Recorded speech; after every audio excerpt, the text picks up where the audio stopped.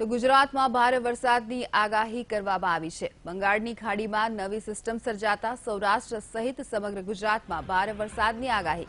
દક્ષિણ ગુજરાતના જિલ્લાઓમાં જળબંબાકાર થવાની આગાહી પ્રમાણે 2 દિવસ સુધી ગુજરાતમાં ભારે વરસાદની શક્યતા।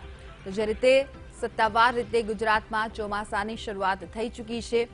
મધ્ય ગુજરાત અને દક્ષિણ ગુજરાતમાં જે રીતે ધમાકેદાર મેઘરાજાએ એન્ટ્રી કરી, ત્યારે હજુ પણ આગામી 2 દિવસ સુધી નવી સિસ્ટમ સર્જાતા સૌરાષ્ટ્ર ઉત્તર ગુજરાતમાં ભારેથી અતિ ભારે વરસાદની શક્યતા વ્યક્ત કરવામાં આવી રહી છે।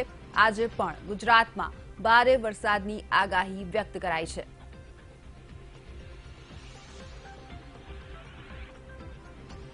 છેલ્લા 3-4 દિવસની વાત કરવામાં આવે, ચોમાસું સત્તાવાર રીતે ગુજરાતમાં પ્રવેશી ચૂક્યું છે। દક્ષિણ ગુજરાત અને મધ્ય ગુજરાતની વાત કરવામાં આવે તો ધમાકેદાર એન્ટ્રી કરવામાં આવી। પ્રથમ જ વરસાદે પાણી કરી દીધું, ત્યારે હવે સૌરાષ્ટ્ર વિસ્તારની વાત કરવામાં આવે તો આ વિસ્તારમાં પણ વરસાદ આવી શકે છે। દક્ષિણ ગુજરાતમાં પણ અનુમાન છે આજે ગુજરાતમાં ભારે વરસાદની આગાહી। ઉત્તર મધ્ય ગુજરાતમાં પણ ભારે વરસાદની આગાહી। દક્ષિણ ગુજરાતના જિલ્લાઓમાં પણ અતિ ભારે વરસાદનું અનુમાન સેવાઈ રહ્યું છે।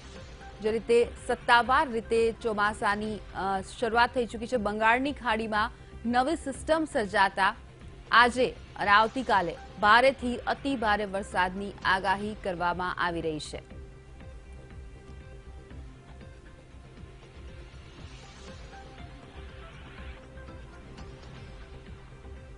ખાસ કરીને બંગાળની ખાડીમાં નવી સિસ્ટમ સર્જાતા અત્યારે જે હવામાન વિભાગે આગાહી કરી છે તે અંતર્ગત સૌરાષ્ટ્ર, ઉત્તર, મધ્ય અને દક્ષિણ ગુજરાતમાં મોટાભાગે વરસાદની આશંકાઓ સેવાઈ રહી છે।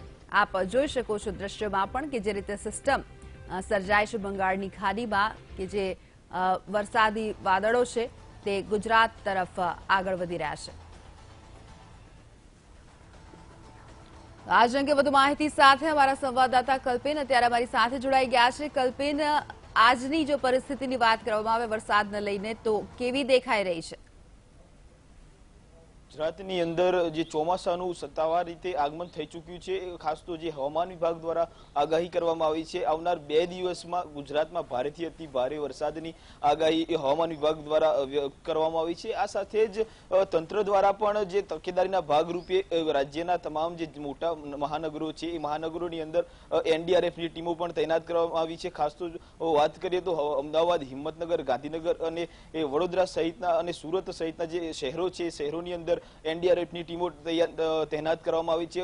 રાજ્યની અંદર કુલ 10 એનડીઆરએફની ટીમો હાલ તૈનાત કરવામાં આવી છે। આ સાથે જ જે ગત વર્ષની જેમ જે બનાસકાંઠાની અંદર પૂરની જે સ્થિતિ સર્જાઈ હતી એવી સ્થિતિ આ વખતે ગુજરાતની અંદર ન સર્જાય અને કોઈ અઘટિત ઘટનાઓ ન બને તેને લઈને જે તકેદારીના ભાગરૂપે તંત્ર પણ તેને સજાગ થઈ ચૂક્યું છે। આ સાથે જ હવામાન વિભાગ દ્વારા જે આગાહી કરવામાં આવી છે, સૌરાષ્ટ્ર, દક્ષિણ ગુજરાતમાં ખાસ તો જે જળબંબાકારની સ્થિતિ હાલ સર્જાય તેવી પણ હવામાન વિભાગ દ્વારા આગાહી વ્યક્ત કરવામાં આવી છે। બિલકુલ, આભાર કલ્પિના સમગ્ર માહિતી બદલ। તો જે રીતે અમારા સંવાદદાતા જણાવી રહ્યા છે કે આશંકા જે વ્યક્ત કરવામાં આવી છે, અત્યારે જ બંગાળની ખાડીની સિસ્ટમનું સર્જન થયું છે તેને અંતર્ગત સૌરાષ્ટ્ર, ઉત્તર અને મધ્ય ગુજરાત અને ખાસ કરીને દક્ષિણ ગુજરાત કે જેમાં ઓલરેડી પ્રથમ વરસાદે જ પાણી કરી દીધું છે, ત્યાં હજુ પણ ભારેથી અતિ ભારે વરસાદની આગાહી કરવામાં આવી છે।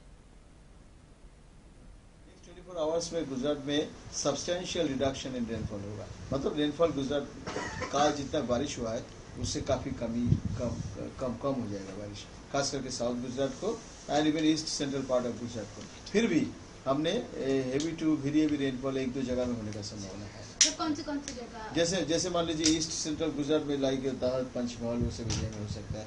एकदम साउथ में जैसे मान लीजिए सूरत, वलसाड ये सब एरिया में